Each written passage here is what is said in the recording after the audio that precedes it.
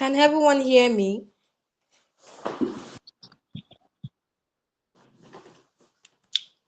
All right, good evening, everyone. Can everyone hear me? Thank you, Yes, I can Demilade. hear you. Good evening.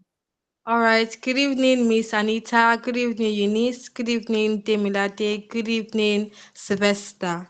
Uh, How are we all doing this evening? You can unmute your mic and speak, or you can type in the chat box.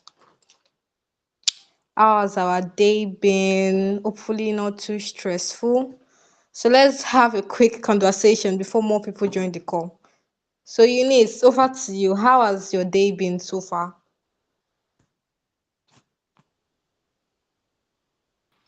My day has been good, thank you. That's very good to hear. All right. Hi, Miss Anita. How are you doing? And how was your day? It's been all right. It's been all right. Saturdays were resting, but I guess I'm glad I'm here too. Glad I'm here. Thank you for the invitation. All right, no problem. I know, right? Saturday is actually for resting, but I'm glad you are here, and I'm glad I'm here as well. All right. So, Demilade, how about you? How are you doing? And how was your day? All right, good evening, everyone. My day has been good. I'm doing all right, thank you. That's very good to hear. All right, so really quickly before we start the session proper, can we just take a screenshot of our page and post it on the general SPE LASU group so we let our members know that we've started. So let's do that real quick. So take a screenshot of your page, then post it on the SPE LASU general group to let people know that the session has started and we're ready. So by 5:05, we'll start the session proper. Thank you very much.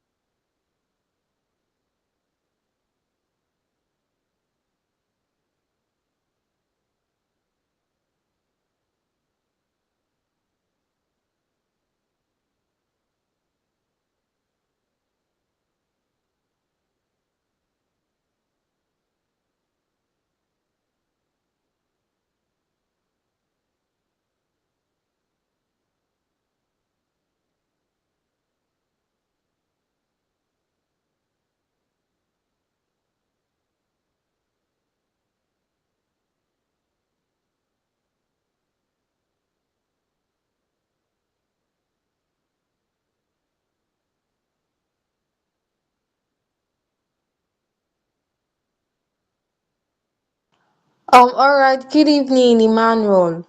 How are you and how was your day? You can unmute your mic and speak, Emmanuel.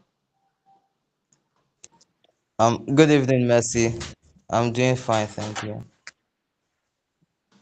All right, that's good to hear. So, like I said earlier, we're going to be waiting for 5 minutes thereabout. We are doing this because we want more people to join the call. So, in the meantime, can we take a screenshot of our page and post it on the general SP Lasso group on your WhatsApp status, or if you have any friends that you know should be here, you could send it to them as well. Right. So let's tell people and let them know that we are live and we've started. So we'll do that real quick, right? Then next 5 minutes we'll start the session proper. So let's do that real quick. Thank you.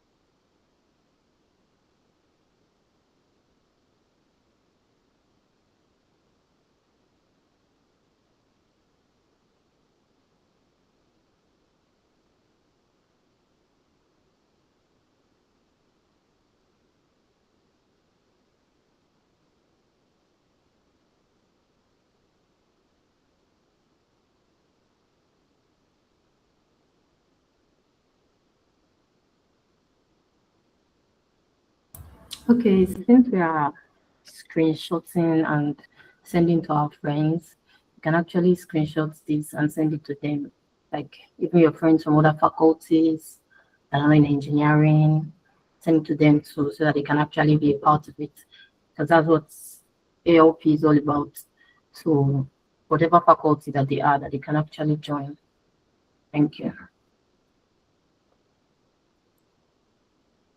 All right, thank you very much, Miss Anita. So, as she has said, we can take a screenshot of this particular page, right, and just send it to your friends in other departments, in other faculties, right. So, invite them to our ALP session to let them know that we are live and we've started, and it'll be a bummer for them to miss a session like this. So, let's do that real quick if we've not done it. So, good evening to everyone that is just joining us. I hope our day went well and probably not as stressful as mine went, right? So if you are just joining us and you've not probably taken a screenshot of your page, can we like do that real quick to your status, to your friends, to your enemies, to your frenemies, right? Let them know that we started this ALP session and it will be a bummer if they would miss it. So let's do that real quick so that more people will join the call and then we can start the session proper. Thank you very much.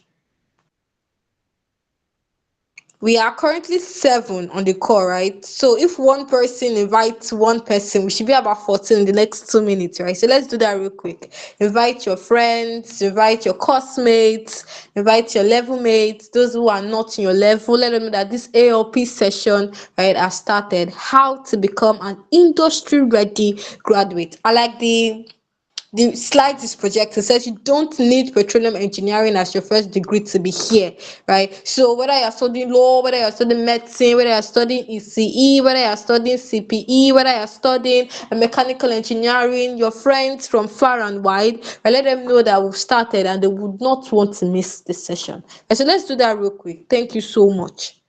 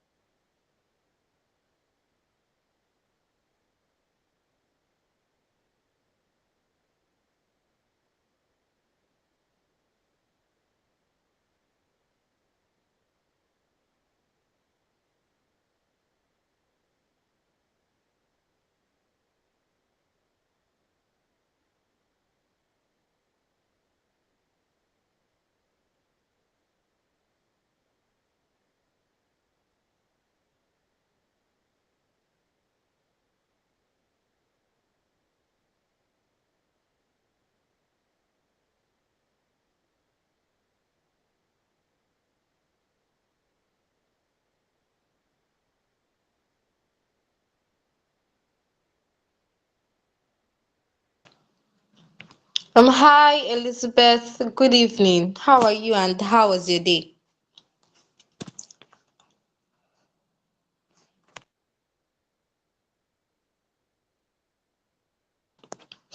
Hi Jomiloji, can you hear me?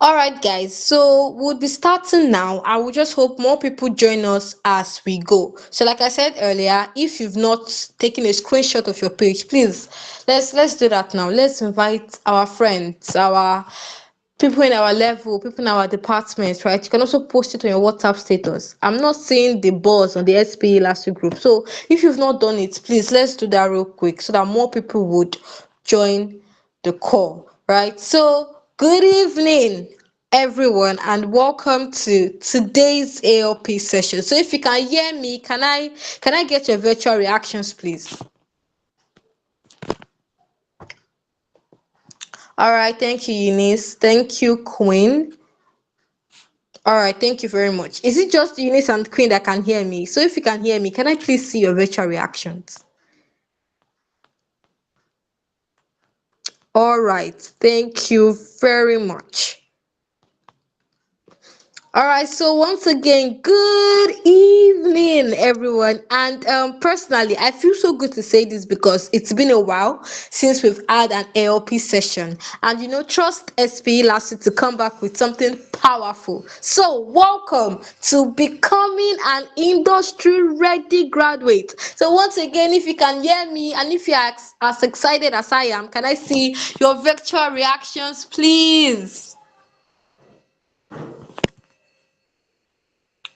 All right, thank you so much. Thank you so much. So today's session is not just about vibes, right? It's about value, real value. It's about moving from being just a student to actually being an industry asset, right? Because that's what I believe each and every one of us here are. We are industry assets. So grab your notepads, open your mind, and most importantly, stay present and stay engaged because what you hear today might be just what you will need to shape your career tomorrow. So, good evening, one and all, and welcome to another amazing ALP session hosted by SP Lasso Chapter. And once again, I'm really, really excited because it's been quite a while since I've had an ALP session, and I'm really, really hoping to hear what our speaker for today has for us. And I really hope you guys are as excited as I am. So once again, I want to feel the excitement. So if you're excited, can I see your virtual reactions, please?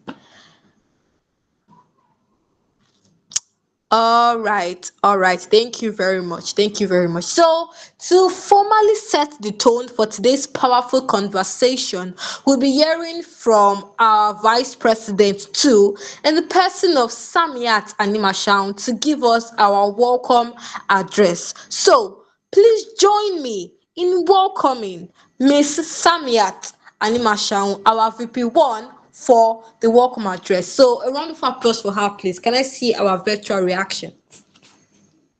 All right, thank you so much. So Miss Samiat, you have the floor, please.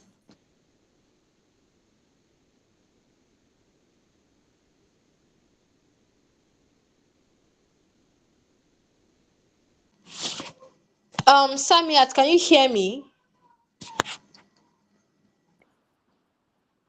Oh, Can you hear me? Can you hear me? yes, yes, Can you hear me? yes, we can. All right. All right. Great. All right. Good evening, everybody. On behalf of SPA Lasso, I warmly welcome you to today's webinar. Yeah. titled Becoming an Industry Ready Graduate. Once again, my name is Anima Samia, the Vice President of this chapter. So here at SP Ilaso, we believe that beyond earning a degree, students must develop the skills, mindset, and strategic awareness, right, required to thrive in today's competitive industry. We are privileged to have Miss Anita Chiamaka with us today, who will be sharing practical insights on positioning ourselves for success after graduation. So I encourage every one of us here to stay engaged, take note, and make the most of this opportunity. Thank you once again very much. So we can begin. Thank you. All right, so thank you very much for that one, our VP. So, to everyone that is just joining us, good evening and welcome to another ALP session hosted by your one and only SPE Lasso chapter. So, if you can hear me and if you are ready, can I see your virtual reactions, please? All right, thank you very much, everyone. So, thank you once again for that one, Sammy. So, very quickly, we'll be taking our safety brief. Safety brief. So, what is the safety brief? Safety brief is basically the webinar etiquette, the do's and don'ts of this webinar. You know how SPE does it? Safety first, even online. So, very quickly, we'll be taking our safety brief. One, mute your mic when you're not speaking. Two, raise up your hands if you want to speak. Three, use the chat box if you have any questions, any contributions, or any conversations at all. Three, be at alert and aware of your environment. Four, maintain a good sitting posture. So for everybody that's probably slouching, crouching, or lying down, so please can we maintain a good sitting posture? And lastly, always stay safe. So a round of applause for each and every one of us that made it out here for this webinar, because I can really understand how Saturday is mostly a resting day for most of us. But can we, still give off that nice vibes, even though today is a Saturday? So I welcome you all once again to another ALP session themed Becoming an Industry Ready Graduate. Right, when I saw the topic, I was really really excited for this session, and I'm really really open and excited to whatever our speaker in the person of Miss Anita has for us today. And now, for the moment we'll be waiting for, basically, so we'll basically be going quickly into the session proper for this evening.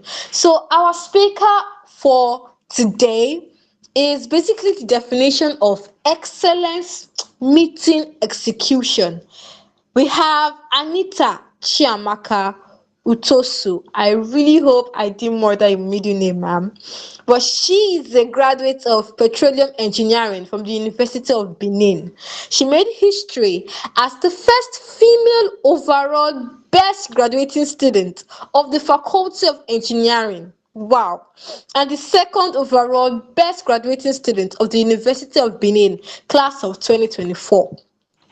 She currently works as a process engineering trainee at Peiyang Chemical Equipment Corporation Energy Ltd (PCCN), contributing to LNG and CNG development, flare gas utilization, process tie-ins, and safety operations. A clear reflection of her passion for sustainable and effective energy solutions. Beyond academics and industry, she distinguished herself as a transformational student leader. As SPE Uniben Diversity and Inclusion Chair, she led a chapter to become the only student group featured at the third SPE International D&I Town Hall in 2024. And she was the first runners-up at the 2025 Africa SPE Petro Bowl competition. Wow. She's also the founder of TaxX Group, a startup designed to simplify office work one at a time. And Anita doesn't just talk about excellence, she builds it. So, ladies and gentlemen, get your notepads ready, your minds open, because this session is about to be very insightful, practical, and transformative. So, if your hands are not too busy, and even if they are, can we have a virtual round of applause for Miss Anita Chiamaka? So, Miss Anita, you have the floor, please. Thank you so much. That's a lot. Thank you so much. So I want to start sharing. I think yours is still sharing, and you're still presenting. Okay, okay. Is my screen showing? Yes, yes, it is. Okay, just a moment. Is it showing as a slideshow now? Yes, it is. Okay, thank you so much. So this is an ambassadorial lecture program by me, Anita Utosu, and I work at a Young Chemical Equipment Corporation as a process engineering trainee. And of course, one very important thing, because I've been giving ALPs for a while, this is since 2023, to secondary schools and even universities. And I must say that one of the important things about ALP is actually letting the people know that you don't need to study petroleum to be here. You don't need to study petroleum to be in the industry. Many of the people in the industry didn't even study petroleum engineering. So I would like to see if there is anyone who like please indicate if you are outside this in like outside petroleum engineering, like your current degree is outside petroleum engineering. So we'll also talk about later. You can just say it in the chat box that whatever you're studying is outside petroleum. If it's petroleum, you can also say it too. You can also check ways that it can be used in the industry, ways that your own skills can be used in the industry. So whatever you want to say, you can just drop it in the chat box and we'll tackle that at the end of the session. Thank you. At any point, if you cannot hear me, please call me back so we can resume. So now me, I'm just like a chill little engineer, basically. I currently work as a trainee, and now this my last statement is that I'm very smart and I'm also in a learning phase all the time. Most times, if you hear someone say they are smart, it's like they are arrogant and all, but you need to really affirm that to yourself every time.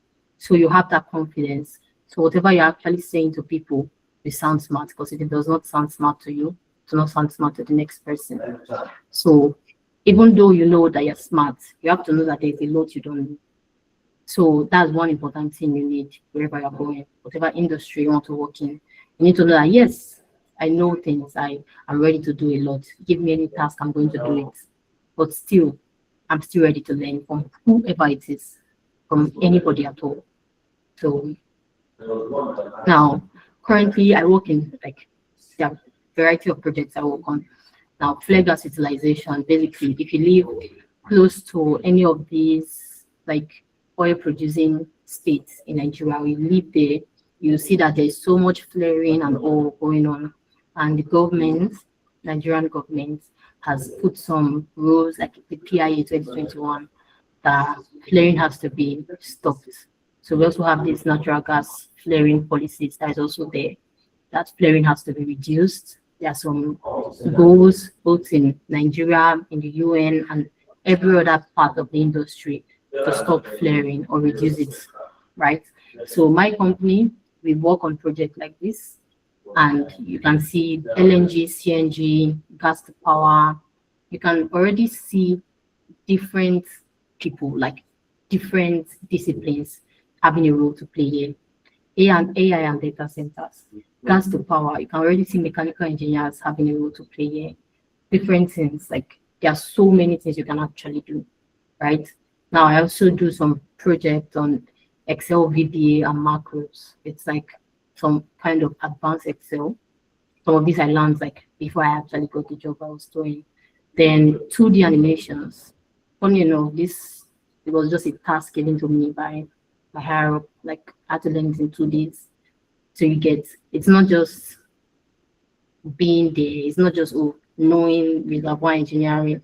Right now, the things I'm doing they're completely different. Not completely, basically, but they're actually different from the things I was taught. I was taught mainly like upstream, but you have to be like be ready to take it on. Like it's still in the industry, and there are things I actually like doing. So you just have to be very ready for all that. It's going to be so different from the usual classwork, but it's going to be fun too. It's not going to be boring. So I also work PowerPoint, technical writing, and there are a lot of things, a lot of other things I actually do. But this just worth noting. Then, as I said here, to work on this project, your first degree only matter a little. It's actually your attitude to work and a little bit of other things that you have actually carried on along the way. There are some courses you take and you say, what am I ever using this one to do? There are some things somebody is telling you, and you're like, what am I ever using this one to do in the future? But then maybe one day they just ask, who can do this? And you just realize that, oh, I can still do this stuff. And you just put it in action. So every little thing you do, it really, really matters. It might not be this year, it might not even be next year. So I still want to know in the chat box if we have non-petroleum engineers here, so that at the end we can actually put you in the industry. We can actually like tell you where you can be of so much use in the industry. And also now let's go to the industry itself. I will try to be quick about this because this is Saturday and you should be resting, honestly. Everyone needs to be resting. And we don't want a boring show here. So whatever comments you have, you can put it in the chat box, you can write it down. We'll tackle that at the end. So for the next part, this energy mix, this is where we currently are. This is where the world is going. There are so many things that are being talked about. Now you can be in one of these, you can be in multiple, right?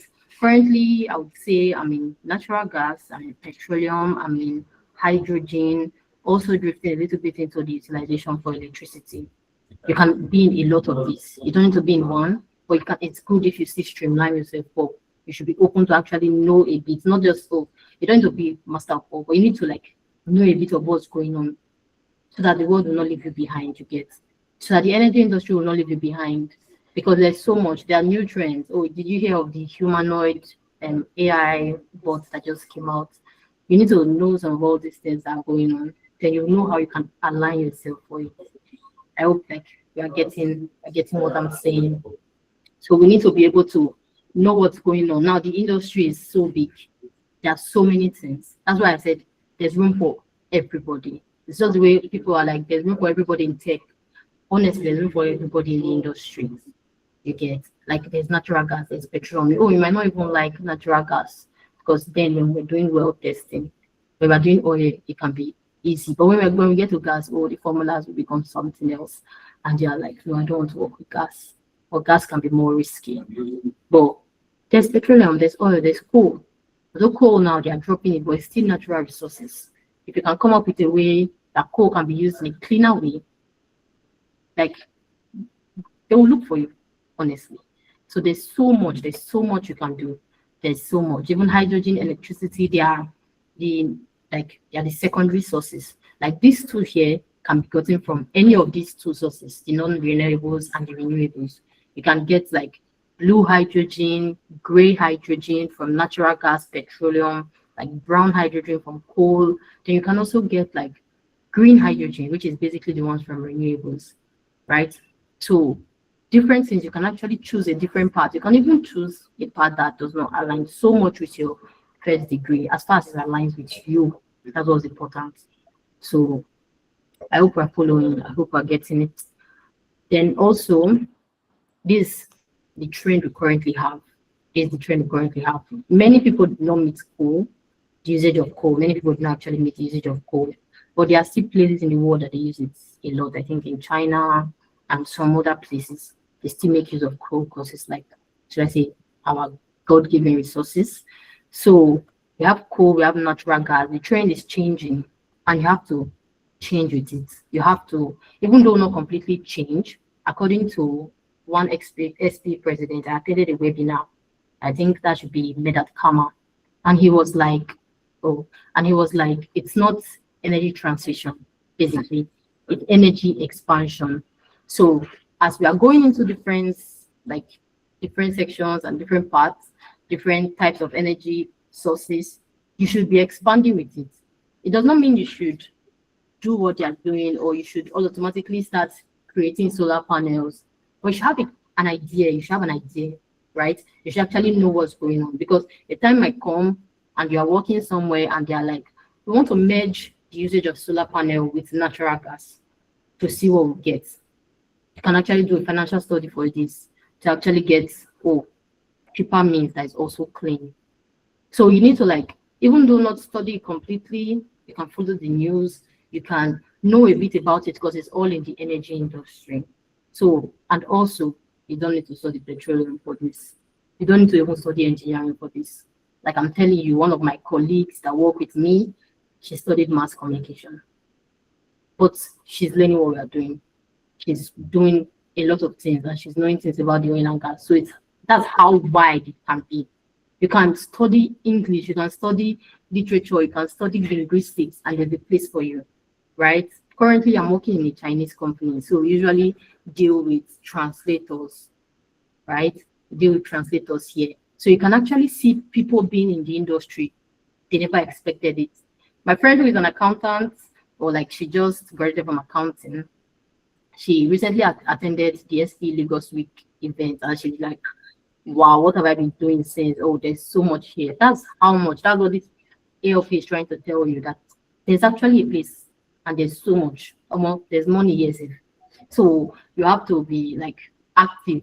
Don't allow anybody to tell you and you've not studied petroleum. Go and check many of all those like all these companies. Go and check who their MDs. Go and check some of them they studied law. I think in Oando the MD studied law. So some of them they even studied physics. I was working my IT, the person in charge studied physics, but she could put some of her transferable skills. This is actually a lady, a very strong woman. She can put some of her transferable skills into drilling. So I'm telling you now that there's really a place and you need to like know all these trends. So this is just like, oh, companies that you can explore. There are different things. You can study ISD and you can be the one who is doing the contract with the oil company on how they can easily do those international relations. You can bring in your ideas from your ISD, or you can even choose that you don't want to do the ISD anymore and come to the industry. So many things. You just have to be flexible. So there's so many things you can do. You can study fluid dynamics. You can be in offshore operations. You can be in fluid dynamics, data processing. There's so much data in the industry. So much. Like where I was working before, it was really just a data service company. So we're dealing with so much data. I got to increase my Excel skills and all that because we're dealing with so much data. So even if you study computer science, you can be here. You can actually be here. This. So there's so much you can actually do to get in the industry. You just need to have those important skills. So this is here it comes in, right? Now, what I said here is that jobs in the industry require a mix of traditional and understanding of the latest technologies, which I've covered before. But now, some of the skills that you need, which are actually transferable, we'll go through this one after the other, right? We'll go through this one after the other. Firstly, human intelligence. I put this here, and I want to explain what I mean because I put the list before. It felt like something was missing, although this does not cover all, but I felt like there was something that I did not add. Then I realized human intelligence. Then I immediately took it to number one. We are in the like age of AI, the century of AI, or not really the century, but let's say the decade of it, where it's doing wonderful things for us, like so wonderful. I'll show you instances at which you can actually make this work for you. But first, you need to have basic knowledge.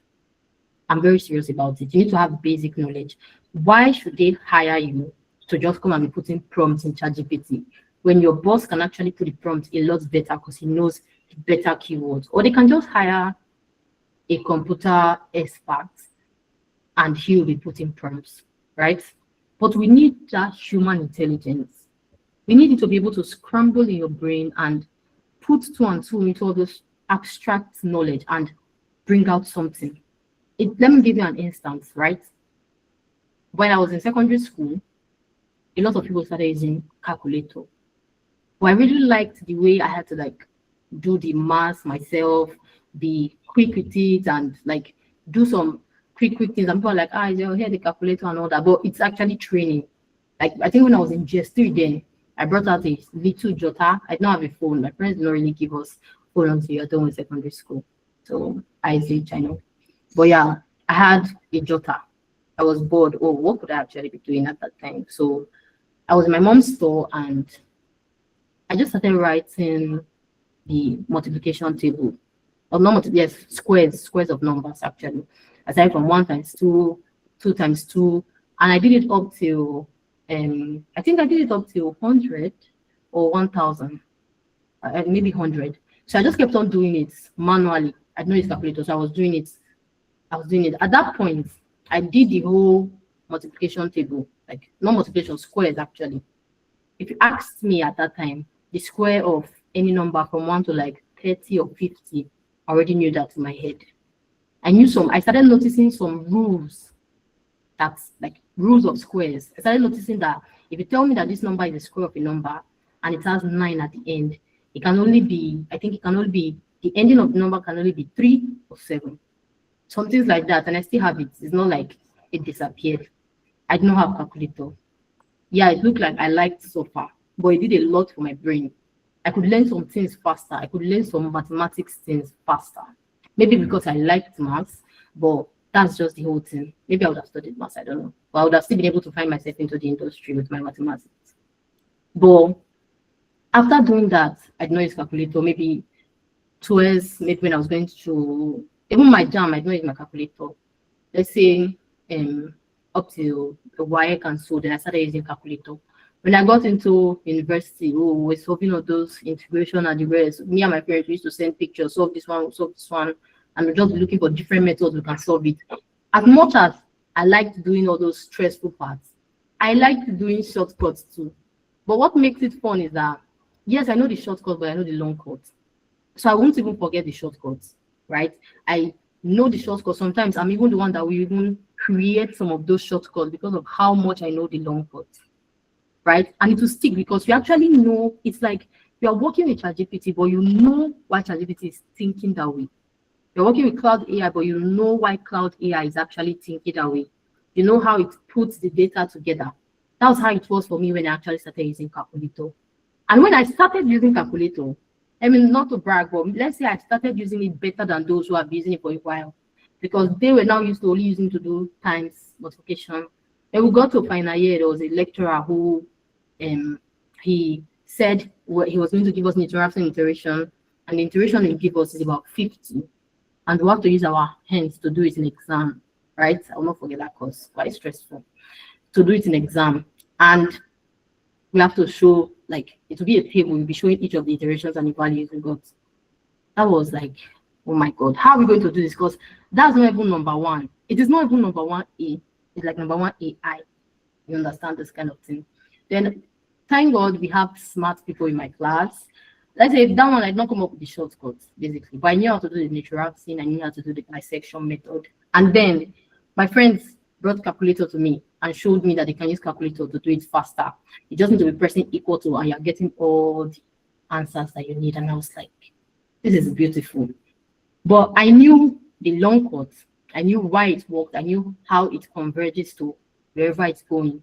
So when I was giving that calculator method, I was actually able to understand how the calculator is actually doing it. It was as though they were coding with calculator. They were actually using those columns that you use when you're coding, you get. And I was able to grab it. Like, I was able to get it very quick, and I did not forget it because I knew how it was thinking. I taught it to some people how to use it. Maybe they used it for tests. I think it never come out in tests. But when it got to exam time, they came again for me to actually teach them. Funny enough, I was actually taught just like you. But how did it stay in my head more? It's because you have trained your brain. You have trained your brain to be flexible. You have trained your brain to actually know how to follow patterns and just make it stick. Now, it might seem boring because you can easily tell AI to do it for you. But later on, you will realize I'm on my 21 days of not using ChatGPT or any AI. Funny enough, I noticed my brain was getting duller. I noticed that whenever I write a sentence, I'm not confident in what I write, so I'll send it to AI to refine. I was always sending it to AI to refine. And I said, for February, I even had a conversation with ChatGPT, and I was like, for February, I'm not going to use AI. I told ChatGPT to actually tell me what AI does to the brain, how it makes you lose confidence in yourself, in your raw thinking. And I said, for this period, I will not use AI. There's sometimes I was getting headache just to write one short sentence. and actually feel like it's correct. So you should not rely solely, you should rely on this your human intelligence. Then when you start using the AI, don't just use ChatGPT, don't just use one, don't just use two. Use a variety of them. AI can do plenty things now. Actually know how they work, not just them giving you anything, because ChatGPT will give you rubbish with confidence. So you have to learn it and know it very well. So you will not actually forget what your brain is used for. That part is very important because the AI are replacing workers currently. What what will be different about you that will make AI not to replace you? That's one of the most important things right now in the industry. Your boss can use the AI and make it faster, and they will throw you out of the company. They can bring somebody that will do all these prompts to do the work you are doing, and they will throw you out of the company. It's not just about getting into the industry or getting a job. It's actually being there and being good at it, being smart at it, climbing up the ladder. So it's not just about getting into it. That's the first one. The second one, which I've mentioned a lot, is flexibility and adaptability. There's this saying that people who are bilingual, it's easier for them to become multilingual because now they did not just stick with one language from the start. They know two, they know the patterns at which languages work. They don't just see people and insult them that they don't know English because they know English is not the only language of this world. So they know how to be flexible, how to adapt. So when you learn a certain amount of skills, it's like when you know how to use Python, it will be easy, not completely easy, but it will be easier for you when you are learning the next programming language. So you need to get some skills, get some of them, but you start small. Don't crowd yourself trying to learn everything at the same time. That's why I said you know the two first before you move into the third one. You should be confident in them first to a good extent. If not, you're going to burn out. If you're trying to learn everything and if maybe you're doing it for all the wrong reasons, you are doing it so the world will know that you know it, or you're just doing it so that people will not call you dumb. You're doing it for all the wrong reasons. So you need to get to know at least maybe one that you're good at. It could be Excel, it could be Word. There are so many things that you can do with those like office software that many people are not aware of, right? So you need to do like learn one or two. When you are learning all these things, you are stretching your brain and it becomes flexible to learn others. They need to know that when they give you a task that you have not seen before, they know that you will deliver. It's not just working in the company, you can be a business owner in the company also. You get? Then also the next thing is being teachable, right? You have to be teachable both from people and from situations. You don't be in a situation and you feel like, oh, why is this happening to me? Also, you learn something from it. Although you don't have to disregard your feelings of being frustrated or tired. Yes, it's very normal, but you should be able to learn from people. That's why I said I'm smart, but I'm always learning because I know that I don't know all. That's very important. So you need to be able to learn from people. They know that this guy or this girl can actually bring themselves down to learn from anybody. They're not too small. I don't want to mention any type of person because nobody's actually that low. But you need to know when to bring yourself down to learn. You need to know when to stand your ground that what you are saying is actually true. And you need to know that you're not always right. Some of the norms that we have known since they're not right. Some of all those nursery rhymes that we were singing that were part of us, we later found out that the lyrics were not correct. That's how it can be sometimes. You can be so sure that you're right, but you now start seeing reasons why your perspective is not all that there is.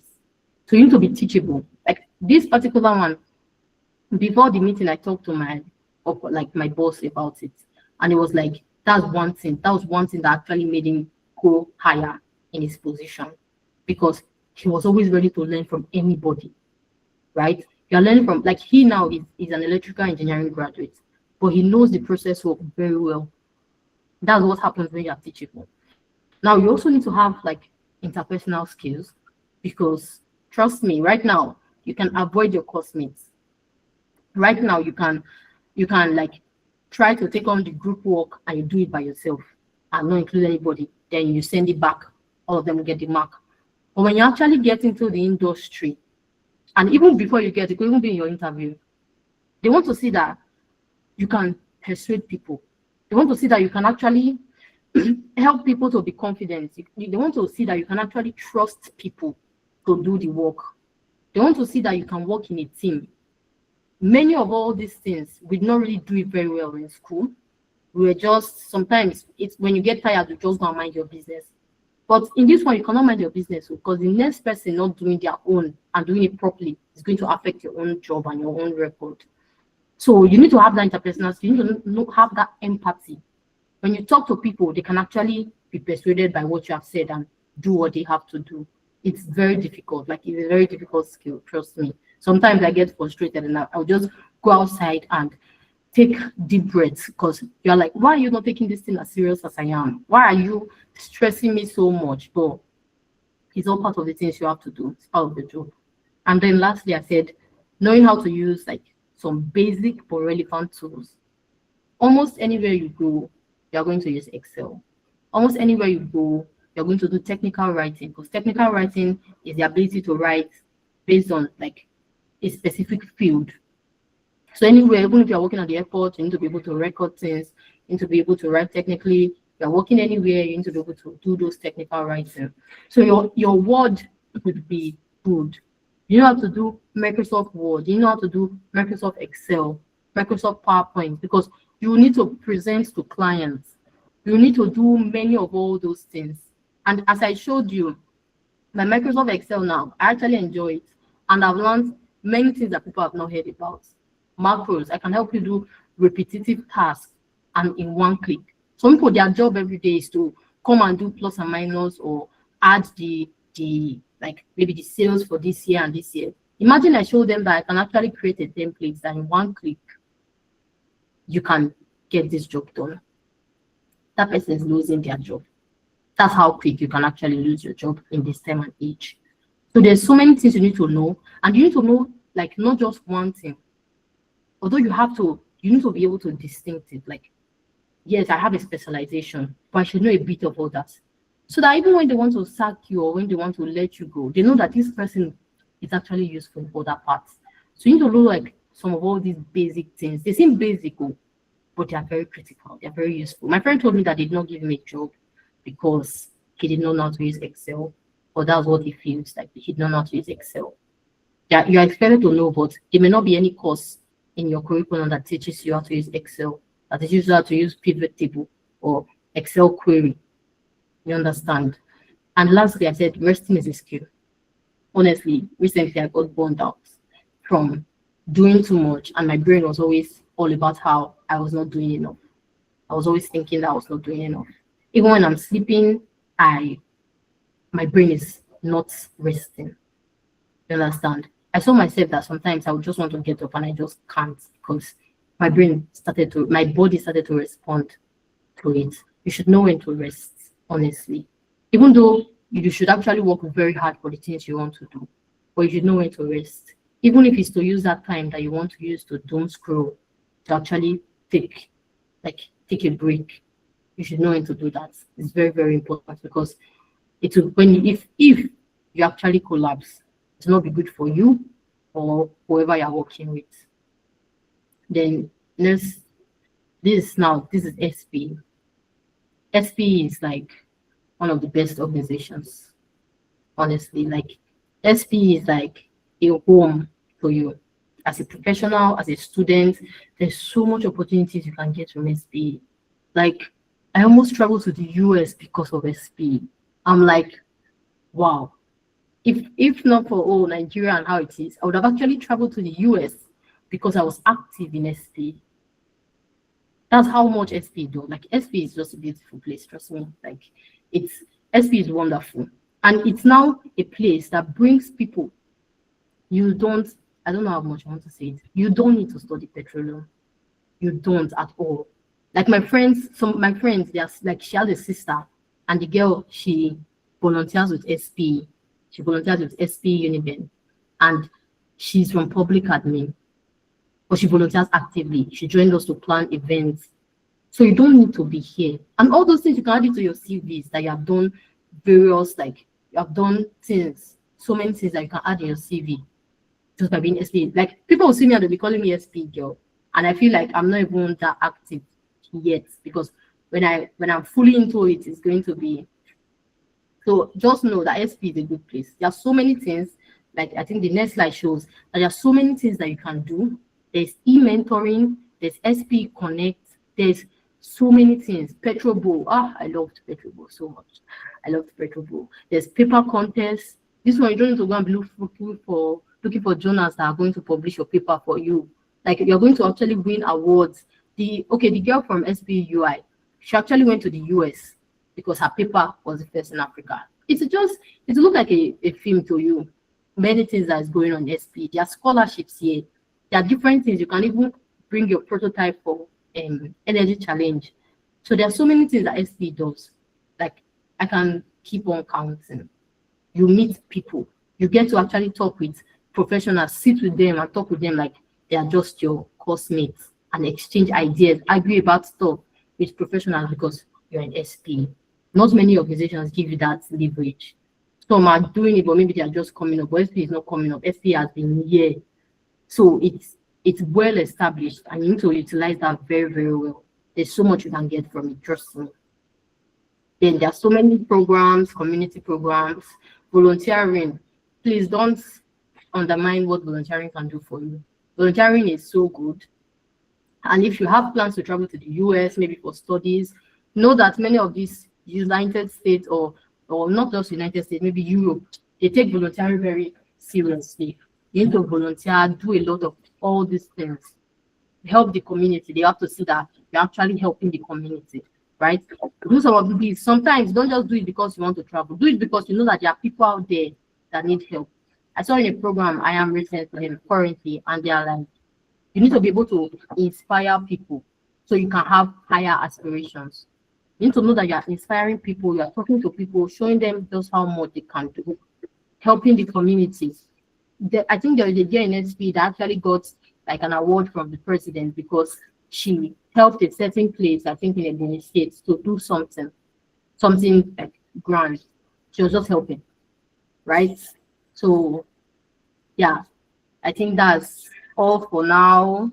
Thank you all for listening. I tried to talk very fast. I used some time, about 40 minutes to talk about this. If you have any questions, you can unmute or you can put it in the chat box so that we can tackle that together.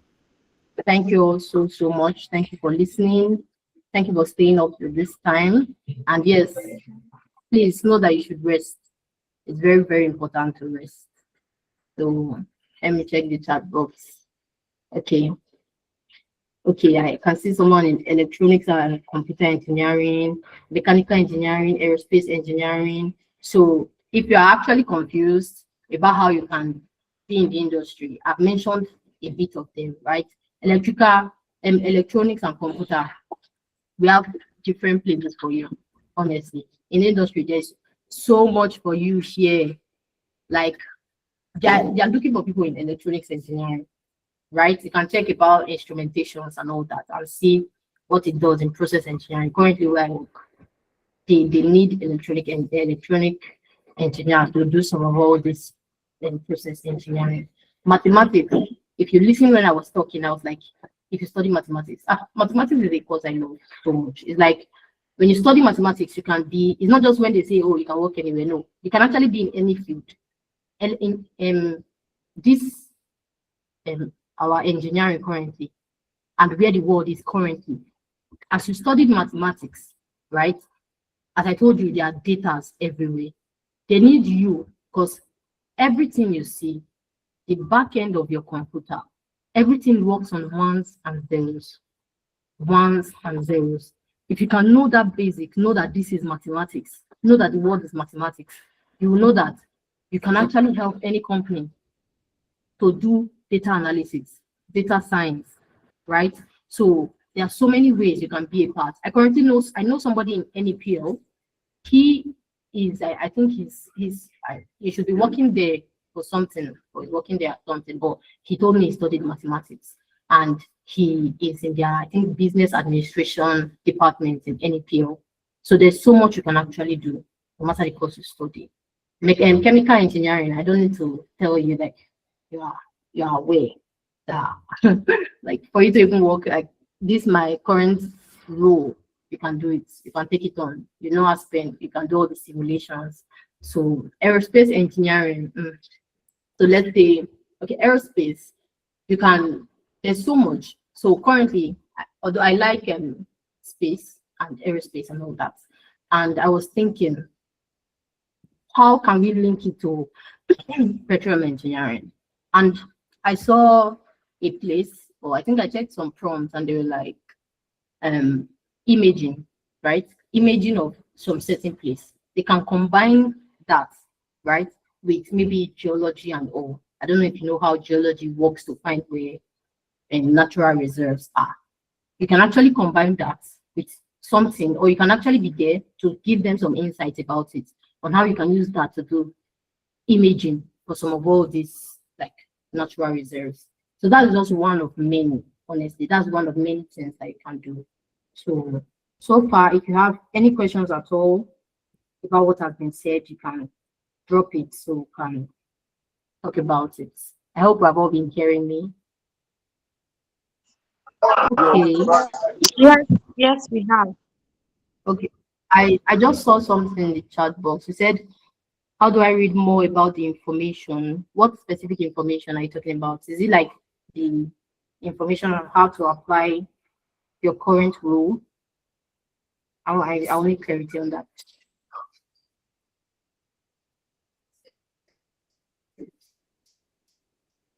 That's from, okay. Okay, that's what you're saying. Okay, okay. Sorry. So you said read more. You can, it's basically prompts, or like on Google, you can check some of all this online. Sometimes you can actually talk with professionals, right? You might not be aware, but there are many professionals that studied what you studied that are in the industry. You can check on LinkedIn and search mathematics and oil and gas, or I know that you see some people that their line is here. That's if you want to talk to professionals. You can also like search it up online, right? Specific areas, data analysis in petroleum industry or mathematics application, right? Also, they are also like they do a lot of modeling in they do a lot of modeling in the industry for reservoir engineering and many other things. You can use your MATLAB knowledge to apply some of all this if you have learned MATLAB. That's why I said whatever you study, there are some key skills you should get. There are some key skills that you should know about, right? You can apply MATLAB. Some of all those, if you even check MATLAB, I think there are some ways you can do like 3D imaging there too. So just mainly the coding aspects in Octave or all that. Then, oh, back to the person that said aerospace engineering. I think I missed it somewhere. So in your aerospace, basically, right, they focus on designing and developing. So if you check some parts of the oil rig, some of all those things, they are quite mechanical. You can apply, it does not mean you apply completely the aerospace, right? There are some aspects that you have been taught. There are some mechanical aspects, there are some like subcategories that you have been taught that can be applied into the industry. You can check out grading and drilling rigs are. You can see some of the things that are actually there that work with some things that are in line with what you do. Not just drilling rigs, even process plants. There are some parts of the process plant, and you can just be specialized in that section. And also, while you're in that section, you can be like section, sorry. While you're in that section, you can also expand to other places. I hope that one is clear. Then, do we have any other questions or concerns? Can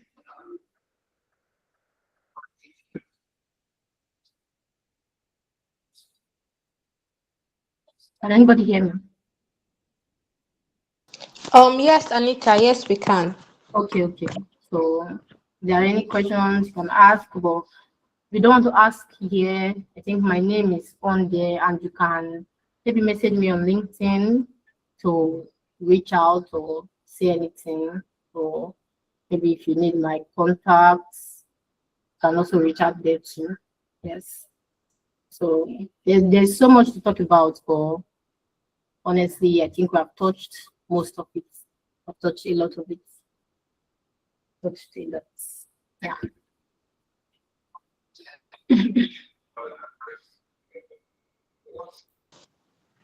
All right, Miss Anita, thank you so much for that session. I don't know. For me personally, I really, really enjoyed it. Right, this is one of the many ALP sessions that I've actually sat to listen to word for word. I took notes. Right, you talked about how saying how you're smart is not you being rude or you being prideful, right? Because if you don't affirm to yourself that you're smart, how are you supposed to convince other people that you're smart, right? He said if it does not sound smart to you, it might not sound smart to the next person. So affirming that you're smart doesn't probably mean that, oh, you're proud, right? So it's just basically you telling yourself that, oh, I'm confident and I'm smart. And that was a really nice one. And I like how you talked about personal training and neuroplasticity. How you said we can always train our brain. And I liked the calculator scenario you gave. That was really nice. I'm not surprised how you finished as the BGS in Uniben. So that was really nice. And I like how you said we should rely on our human intelligence, right? I know ChatGPT is there for us, but we should not allow ChatGPT to use us, but we should use ChatGPT, right? We should not rely on it because it will make our brain less useful.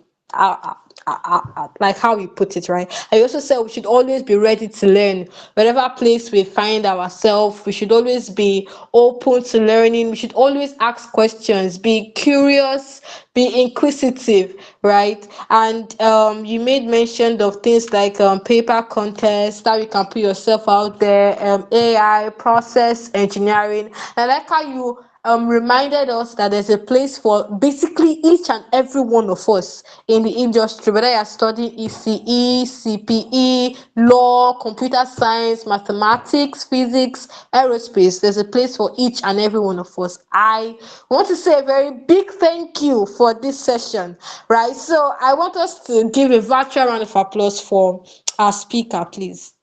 Even if your hands are busy, drop whatever you're holding and let's give a virtual round of applause, right? So right now we'll be having our question and answer segment, right? So if you have any questions, you can unmute your mic and speak, or you can type them in the chat box. I think Christopher, you raised your hand. Christopher, if you want to say anything, you can unmute your mic and speak.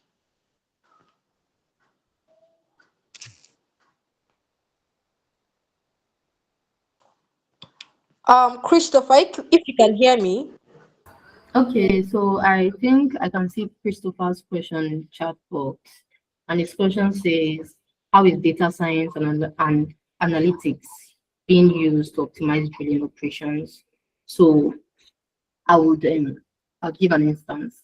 Yeah, I did my IT, that's NNPC Energy Services. We do like the recommendation for drillers or like industry companies, right? They give us their data, and you can just like play with Google and ask how much data is in the energy industry. So you see. I don't know if you know, like the first oil well that came into Nigeria, that's like the first oil well that was drilled here, that's Olebiri 1 by Shell, 1956, right? Of course, 1956, that's the first oil well. And that particular oil well, they drilled for so long. They drilled for so long, and why the oil industry is nice is that as we were drilling, all the records are there. Like when we are working with data, where I was working, we are seeing data from 1960, right? They're very confidential data, but they're very important data. They are data from 1960. And being a data analyst or a data scientist, you need to be able to make meaning of data. Sometimes the data just comes as Excel spreadsheet or like a spreadsheet, and you need to be able to clean those data well, make meaning of it, right? Or some people even use data from industry to even create, should I say, like mini AI. I've seen it before. One of my friends where he works, he's into this data science. He created like an AI just for their company. So when you have a question about the company, instead of you to go and be reading their entire manual, entire brochure, it will just tell you. You can just ask, oh, how many wells are in so company? It will just tell you. You understand? That's one application. Then you can go into the cleaning of data, preparing the data. Reservoir engineers do this too, and they also like need people. It's just that there's usually some like there's a gap between those that actually know like the stuff, the reservoir engineering, and those that actually know the data stuff, right? So you can be into the data and you see that this is something I actually love doing, and you find yourself learning more about reservoir engineering, not just keeping yourself that it's only data that brought me here, so I don't want to know more. But you know that when you actually know about the reservoir engineering, it gives more meaning to the work you do. That's why I said being flexible, right? Being flexible to actually stretch yourself and learn about all that. If you just never learn like that, people will be shocked. People will be, it's later you actually be saying that people will be saying, like, how did you do it? Sometimes it's sleepless nights. Sometimes it's because you know what you actually wanted to do. So we use some of all those data to optimize drilling. We use it to tell those companies that don't drill this well at this certain place. Based on the data they brought from your 3 wells, we saw that this is the type of thing that is coming out from it. This is why you are producing water. This is the part that you guys are puncturing. So go and drill it at this place. You have given them a recommendation.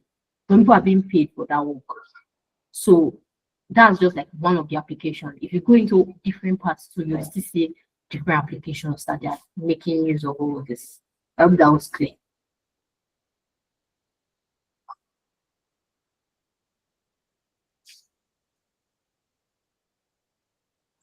So I think Ali's hand is up. If it's not clear, you can like draw my attention to it. So I think Ali's hand is up. Hi, good evening. Good evening, man. How you doing? Good Can you hear evening. me? I can hear you. How you doing? I'm fine. All I'm right, fine. so I'm currently studying mathematics at the Lagos State University. So I'm at the period of going for my IT. So Okay. I've once joined, or should I say I've once learned about data analysis, the use of Excel, and some other tools to analyze data. But at a point I realized that I like design, like being a graphic designer and also what's called a UI UX designer and all that. But due to my mathematics skill, I realized that I can still do more. So I want you to enlighten me more. Should I basically focus on my data analysis, yeah, so as to align to my with my the course I'm studying, or I should just follow the UI UX and all about. And for my IT now, we have 6 months to for the IT. And when I spoke with my one of our lecturer, I said I can go for the UI UX. All you just want is for us to learn something. But to my own end, I don't want to do something that I will later leave or I won't find interesting again due to my calculation skill. So I want to ask that what will you advise me to work with? Okay. So that's very nice. It's good that you actually know that you're liking something else. So as I think once I saw James Ale, you guys might know he's very popular. James Ale posted and it was like, if you like something else, like you studied petroleum and you like something else, you should, if you really like that petroleum you studied, or you have enough knowledge about it, you should think about how you can bring in that new thing you like and use it in the industry. You understand? So it's like you studied mathematics. Mathematics is one of the best courses. It's one of the best things. Like I love it so much. And you like design, right? You can be like a dual person, although it's hard to shift your brain to two categories. It can get you stressed and worked up. Or you can actually choose that how can I actually apply this? Like how can I apply one into the other? Right? Where I work, there are people who do design for the plans we build and they use AutoCAD and those ones they are more in line, they studied architecture, right? But they brought it into process engineering and they are using AutoCAD to actually draw a copy and IDs and they are applying it in process engineering. You understand? So it's more like, oh, you studied UI UX, and sorry, you studied mathematics, and now you have the flair for UI UX. UI UX, oh, that's basically like front end design, beautiful things. Right now, I cannot come up with a very good example on how you can merge those two. But I'm sure there is. I can check more and see other opportunities that it could be, right? You can use like back end. It's like, for instance, now looking at MATLAB, people use the mathematics that they know, and also MATLAB, you see that it's not just a plain, not just a plain like a plain interface.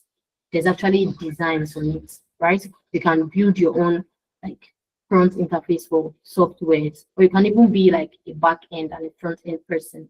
But for you to be back end, you need to know like some mathematics and computer, like basic computer sciences, right?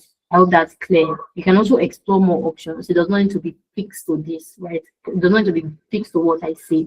You don't need to completely abandon it. But if you feel you like the UI UX so much that and you don't really like the mathematics, you can choose to follow that. I believe if you do something you love and you explore it well enough, you can use it to make as much money and you also have fulfillment from it, right? So it's you to actually check within yourself. Do I really want to abandon the mathematics and go fully into UI UX, or do I want to just combine the two and use it to make something really big, something grand? Get. All right, thank you so much. Thank you so much, man. I really appreciate it. Okay. So do we have more questions, or is that it? Can I have questions? Can I have concerns? Anything you can have like comments? Was it boring? Was it like all of that? You can just make your comments.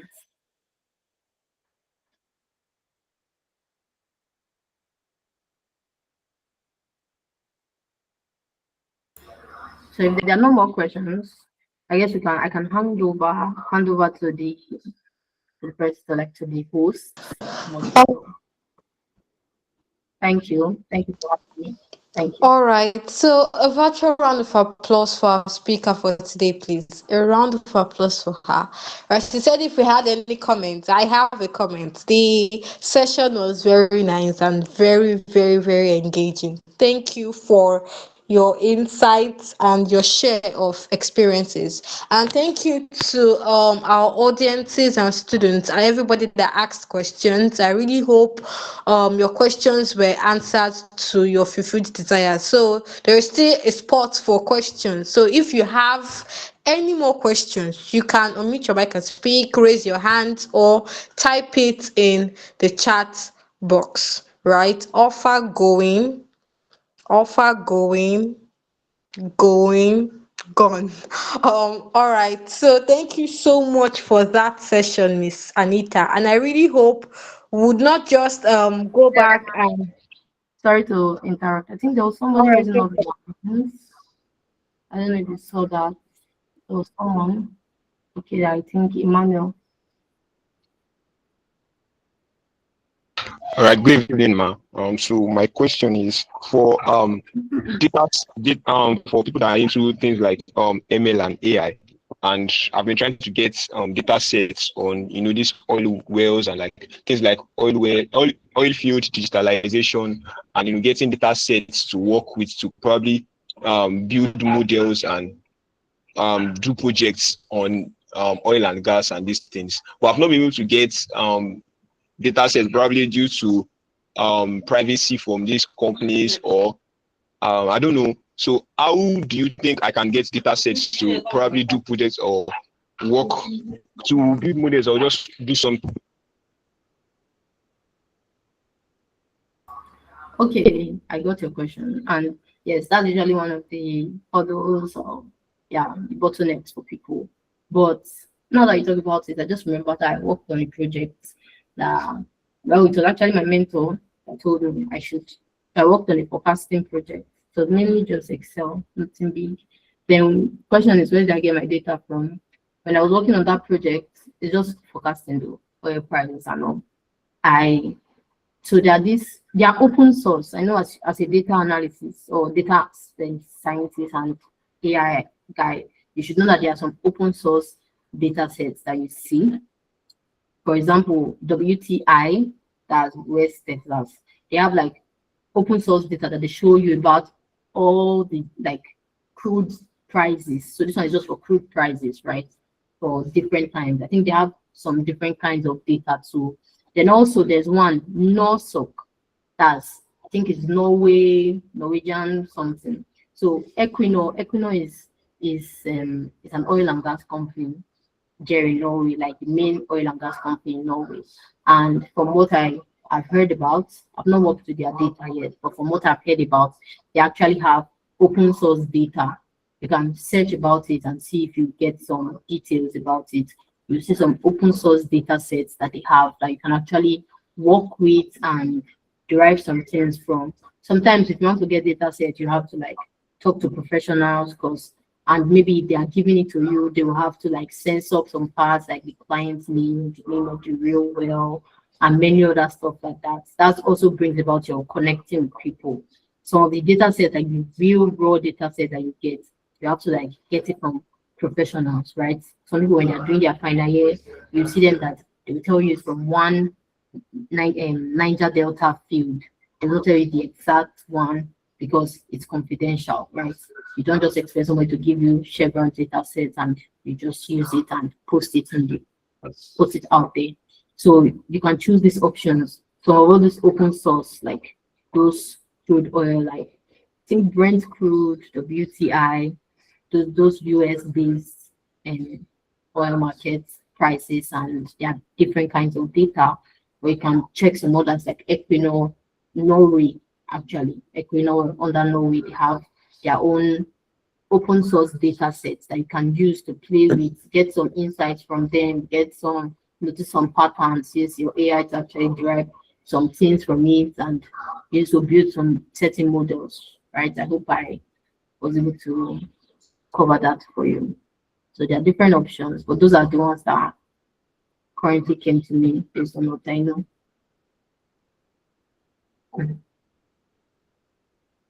All right, man. Thank you very much, man. Okay. Okay. So someone posted on the chat box. You can check that out, Emmanuel.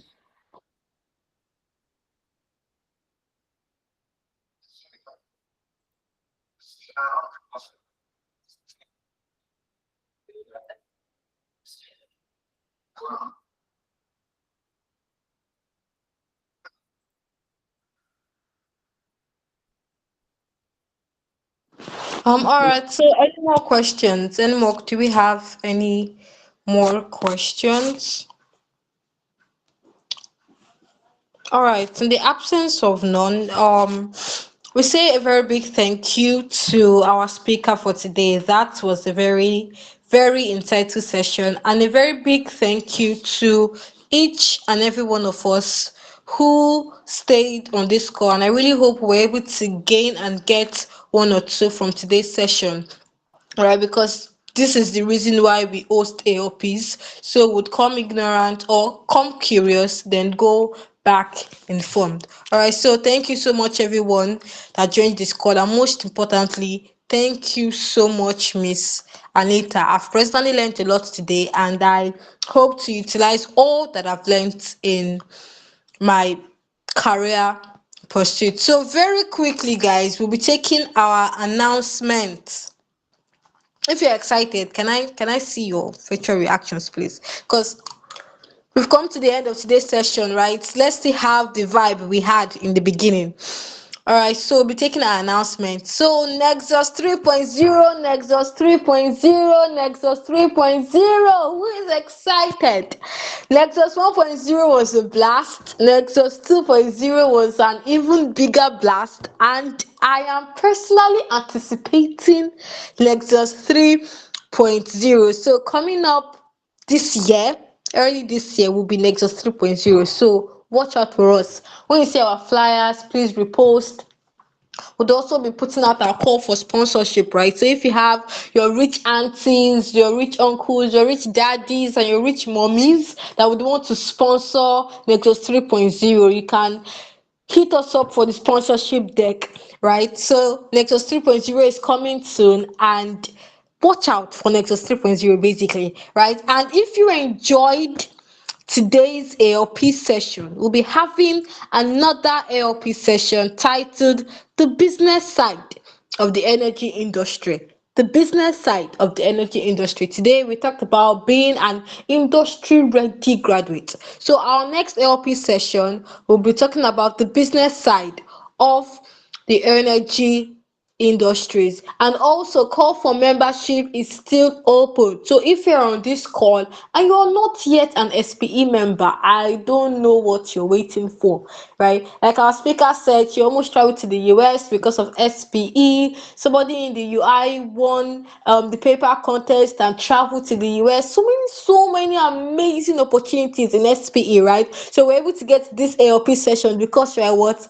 in SPE. So if you are currently on this call and you're not yet a member, please hit us up. You can text our membership lead in the person of Kofo, or the assistant membership lead in the person of Light, right? So please, if you're not yet a member of SPE, please do well to join us. And SPE members who are currently on this call, if you have friends who are not yet members, you can please let them know that this is what's going on in SPE Lagos section, in Lagos student chapter rather. So once again, I say thank you, and to officially give the vote of thanks and closing remarks, I will be calling on our vice president one, the person of Samiat. So Miss Samiat, you have the floor, please.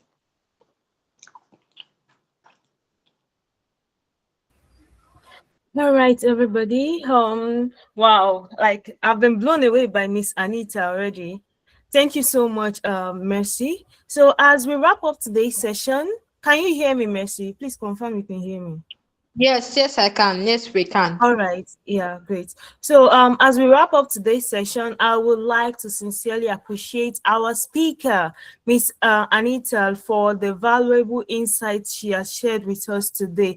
I mean, not only from the technical points, also non-technical, and like the skills that we can like start building up. She has given us a lot of tips how we should use human intelligence. Like that really struck me, and I feel like I also need to start my own challenge. No AI, no ChatGPT at all for the month of February. All right, that's by the way. So this webinar has reminded us that becoming industry ready requires intentional growth, continuous learning, and the courage to step beyond our comfort zone.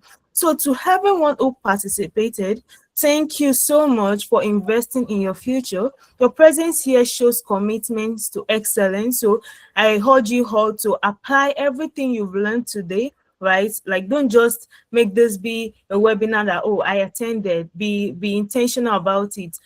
Take in all the tips, all the key insights that you've learned today, and put them into immediate practice. Don't wait till tomorrow. Start like right now, anything you feel like, okay, I need to adjust this and that.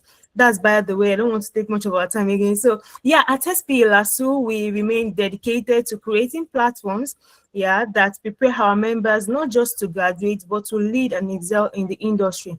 So stay connected with us for upcoming programs and opportunities as Mercy has introduced. So once again, thank you very much and have a wonderful evening. Thank you.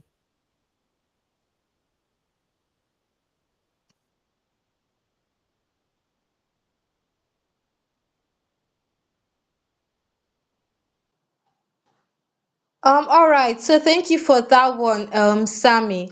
So enjoy the rest of your Saturday, guys, and put all what you've learned to practice, just as our speaker has said, and as our vice president has also said. All right. So till next time, have a good night, rest, and enjoy the rest of your day. Thank you.